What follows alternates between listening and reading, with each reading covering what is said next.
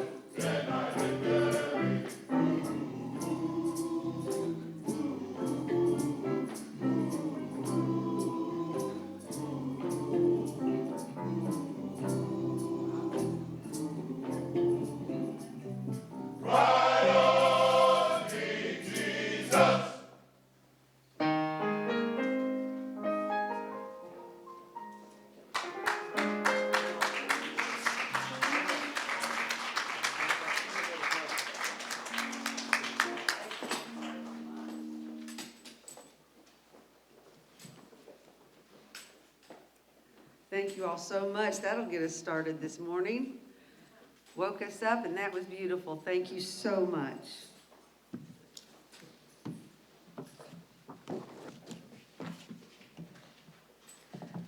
I now have the honor and privilege to read the Governor's Proclamation for today. Proclamation by Governor Jim Justice.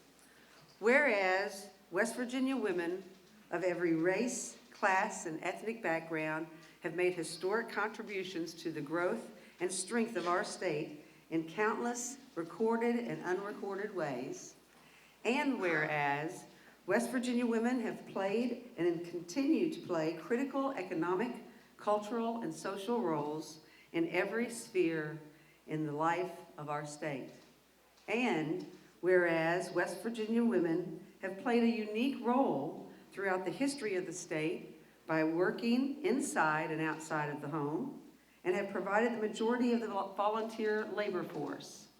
And whereas West Virginia women were particularly important in the establishment of the early charitable, philanthropic, and cultural institutions of our state. And whereas West Virginia women have served in our country courageously in the military. And whereas West Virginia women have been leaders not only in securing their privileged right of suffrage, which we celebrate in 2020 as the centennial celebration of the 19th Amendment guaranteeing women the right to vote. Woohoo. but also in the abolitionist movement, the emancipation movement, the industrial labor force movement, the civil rights movement, and especially the peace movement, which have created a more fair and just society for all.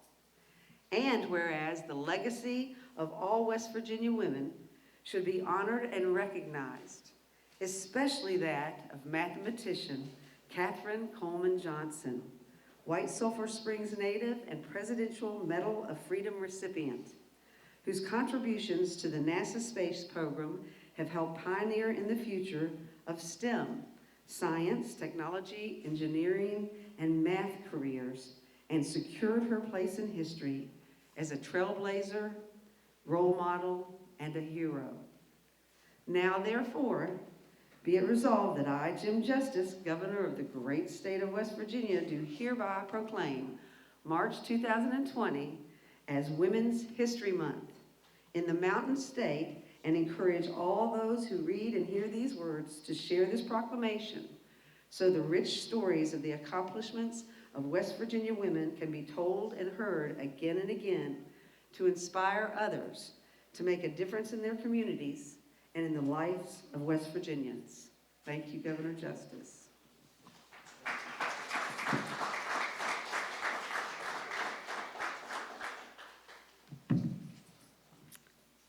I now have the privilege to introduce you to an accomplished woman of her own right. As a competitive horsewoman, business owner, educator, and women's basketball fan, a great cook, and an overall champion for the state,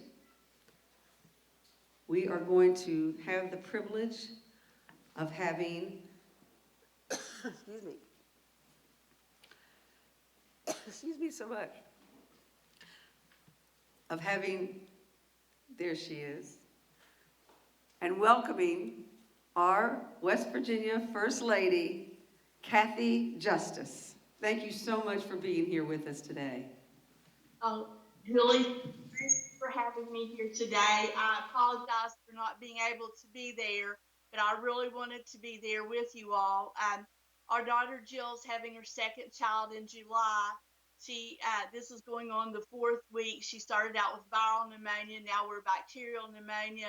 Hasn't been able to take antibiotics until last week. So we're kind of in a rough time here. So please understand why I'm not there. My heart's there with you. I just feel like I needed to be here with her today. She's at the doctor as we speak. It's great. The music was great. It's always wonderful to be with your all's group. And it's a wonderful time to be a woman in West Virginia. There's just so many opportunities for everyone. And just the sky's the limit to anything we want to do. We have so many women that wear many hats in the state and do domestic things, they do educational things. They're just so involved in every phase of life that we have. We're here today to recognize Katherine Johnson, who was a very, very special lady. She lived probably, 15 minutes from our home in Lewisburg. Uh, as you drive into Lewisburg, you see a sign on the side of the road that's honoring Katherine Johnson. And so everyone just remembers just what a great lady she was and what all she did. One of her great things that I thought was just so interesting, she said that she counted everything from the time she was a small girl, like steps going to church, how many dishes she washed. She was just always counting and always had mathematics in the back of her mind, which proved to be her great asset to NASA and all the wonderful things she did for us. Um, I didn't know this, but at the age of 10, she was in high school, if you can imagine that. Then after finishing high school, by the age 15, she was at West Virginia State University for what it is right now. So she was a very accomplished woman. She did so many wonderful things, received so many honors in her life, and it's just someone that we should always be proud of. I know as our little girl who will be here in July, that we just want her to know all these wonderful ladies that were so inspirational in our state. Besides Katherine Johnson, Pearl Buck, all just every Wednesday, Mary Lou Retton. There's just so many different people in different facets of life that were here, and we need to respect them, remember them, and use them as our role model from now on. Again, I apologize for not being there, but we truly have a little situation going on here, and that please remember me, say our prayers for us. We really need them, and thank you all. Have a wonderful day. You all are great group. Thank you, Julie. Thank you. Thank you. As always, thank you so much for being with us and supporting the Women's Commission and all of our efforts. We are so happy that she could join us. I now would like to introduce to you another woman working to improve the lives of West Virginians. She is a friend of the Women's Commission, a former member of the West Virginia House of Delegates, and now the director of the Herbert Henderson Office of Minority Affairs. Please join in welcoming her, Director Jill Upson.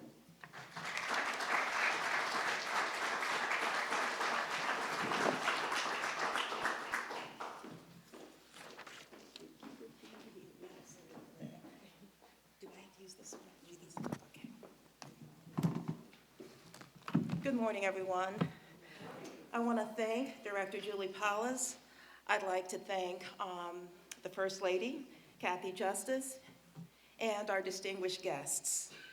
So when Director Powles asked me if I would come and give some remarks about Katherine Johnson, I just didn't hesitate. I have been honoring Katherine Johnson from the very moment that I learned about who she was. And so like a lot of people, I didn't know about Katherine Johnson. I didn't learn about Katherine Johnson through my K-12 education. I didn't learn about her when I went to college even. It was when I went to see a movie entitled Hidden Figures that I first learned about Katherine Johnson. And I was just trying to spend some time with my family. It was ahead of the 2017 legislative session, so we packed my husband, my sister, her husband, and my elderly mom into the car. We all went out to the Alamo in Northern Virginia to watch this movie, Hidden Figures. And I just remember sitting in the theater, and we were just riveted by the story that we were learning. And I walked out of that movie theater and I said, I have to do something so that this story doesn't just go away after this movie leaves these theaters. And I came back to Charleston and I prepared a citation. So that was the thing that I thought that I would do, is to honor the family, to bring the family in and have a formal floor activity in the House of Delegates. So I did all this. I was a very new second-term delegate. I had no staff, no budget, but I was really committed to doing this for the state of West Virginia. And so I pooled my own resources to bring Kathy Moore in, who was the daughter of Katherine Johnson. And I went to speak with my then House Speaker, who is now Chief Justice Tim Armstead, and I explained to him, you know, what I was doing and why I felt it was important. And he encouraged me to find out what other citations and resolutions and legislation might be out there introduced by other legislators, since I was already bringing her in and we'd pass everything all in a single day. And so that's what we did. The first thing we did was we passed from the Senate Resolution 66, led by Senator Patricia Puertas Rucker, and that was a formal recognition of the life and work of Katherine Johnson. We then passed House Concurrent Resolution 26, led by Delegate Rodney Piles, on which I was a co-sponsor. And this is the bill that called for Congress to rename the NASA Independent Verification and Validation Facility after Katherine Johnson, that's located in Fairmont.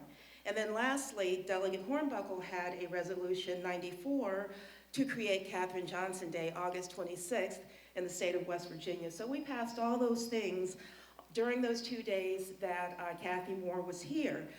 It was such a blessing for me because the relationship with the family remained intact over the next couple of years.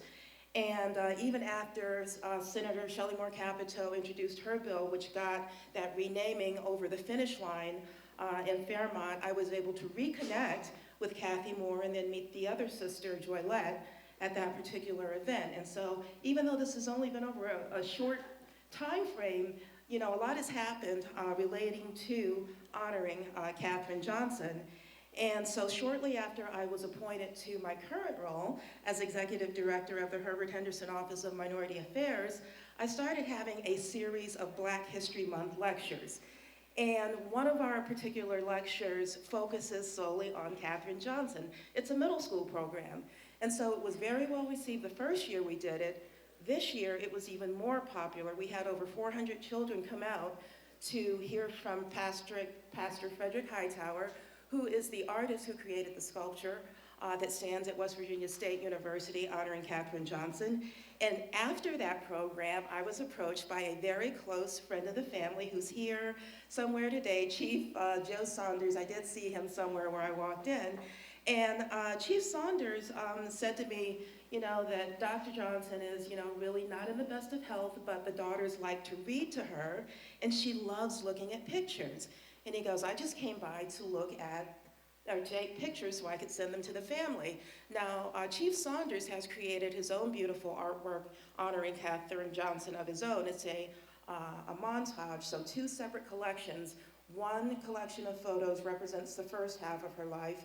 The other collection of photos represents the second half of her life. So he was gonna come and take pictures of that to send. Well, needless to say, I jumped at the opportunity to be able to bring Dr. Johnson joy like she had brought to me since my first encounter with the family 2 years prior. So I collected all the pictures I had taken from that day and wrote a nice letter and sent that off with a friend of the family who so graciously delivered that to them. And this was just 3 weeks before she passed, mind you. So I'm really glad that, you know, I crossed with Chief Joe and we were able to do that. And I got a text 2 weeks ago from Kathy Moore saying that she did receive that and how much it meant to her mother. So that was definitely an honor for me. Katherine Johnson said, quote, "My daddy always told me, you are no better than anybody else, and nobody else is any better than you. And I have lived my life with that thought firmly in my mind. I never worried about what people thought of me or what they believed my limitations were because of my color, because of my gender. I knew who I was and what I was capable of." So there's no question that Katherine Johnson was very gifted. But the question then becomes, what did she do with those gifts?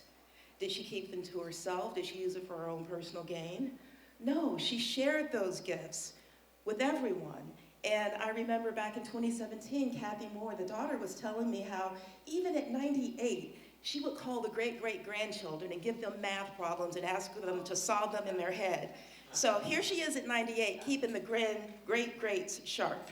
So she shared that gift that she had, and I think the challenge for all of us would be to figure out what our gifts are and then to go out and to share those gifts with everyone else. So when the great Katherine Johnson tells us that she is no better than anybody, that tells us that she believes that we all can be great. So let's go out and be worthy of that firm belief that she held in our ability to achieve greatness. Thank you.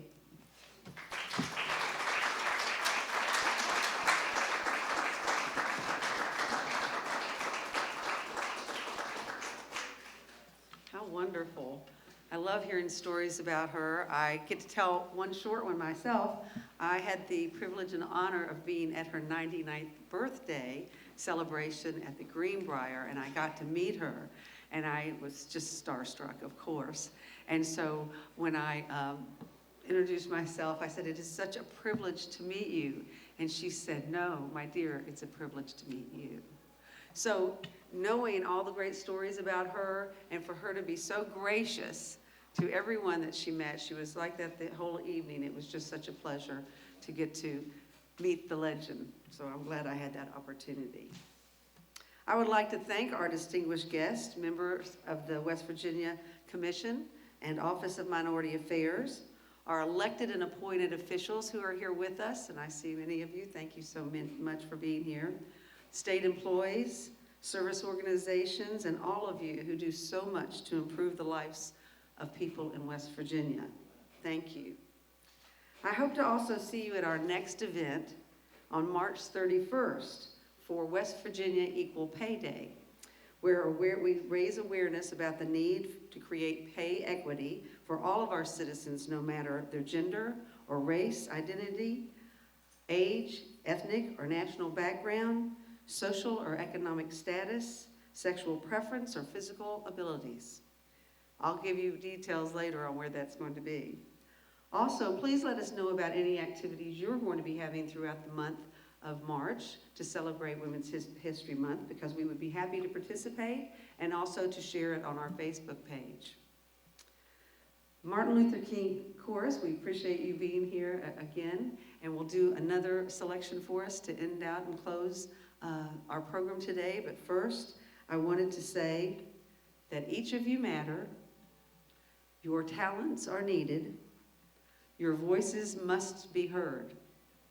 Go forth, be equal, and vote in every election. And now, once again, Martin Luther King Male Chorus. Thank you.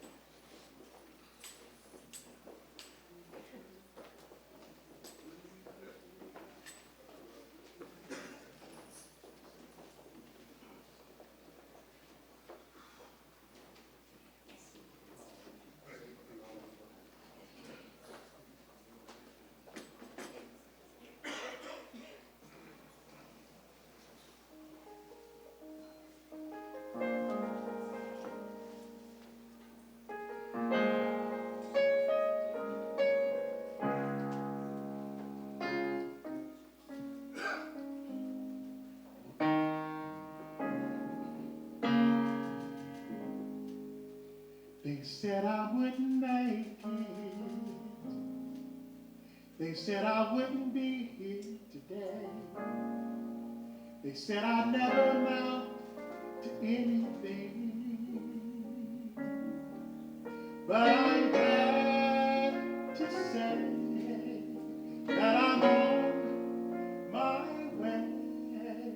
And I'm growing more and more each day. There were many that started out with me, but now they're gone astray.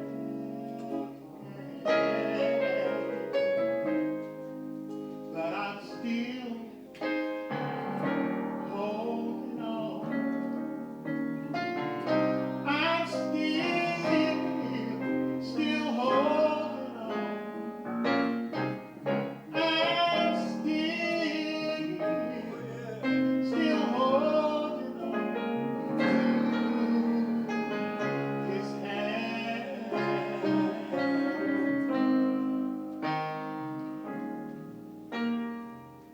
You see, when I was young, I gave God my hand. I said, Lord, would you lead the way? Though the road has been rough and the boy's been mighty tough, but still I ain't going nowhere. I'm out here to stay. Yes, I am. I've been talked about so many times. I've been criticized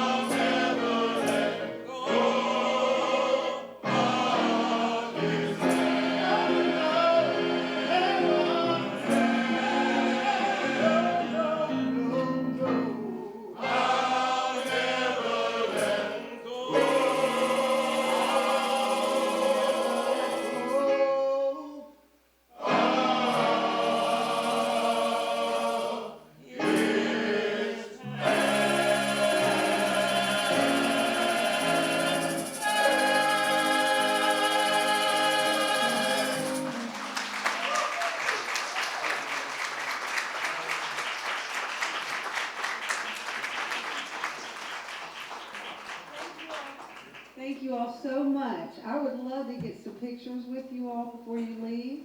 And if you wouldn't mind just coming up, and I might have you all just come back up. I got some good ones of you anyway. But You want us back up here? sure, come on back up.